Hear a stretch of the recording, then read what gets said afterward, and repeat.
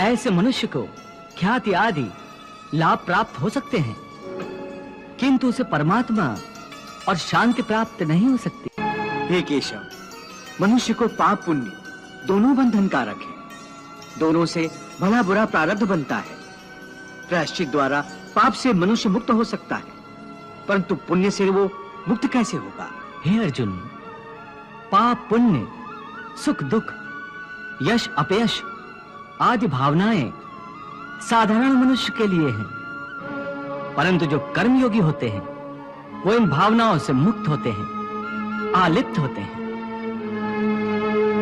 कर्मयोगी अपनी अंतरात्मा की आवाज को परमात्मा का आदेश मानकर आचरण करते हैं।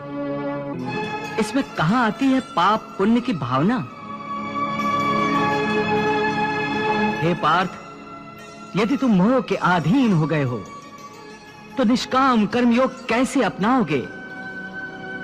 तुम्हारी बुद्धि पर जो मोह के अंधकार का पटल छा गया है, उसे ज्ञान के प्रकाश से हटा दो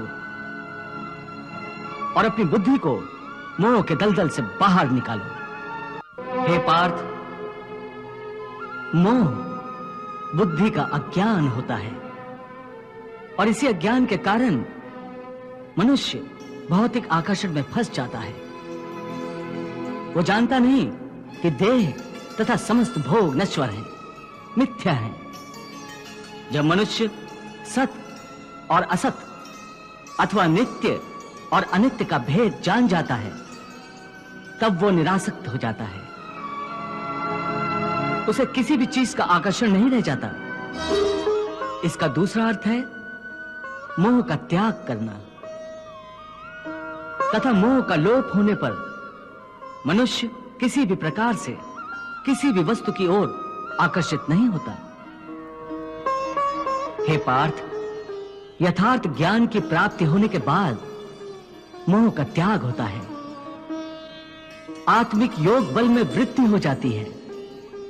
योग बल के कारण मन स्थिर हो जाता है और स्थिर प्रज्ञ होने के कारण मनुष्य का परमात्मा के साथ योग हो जाता है।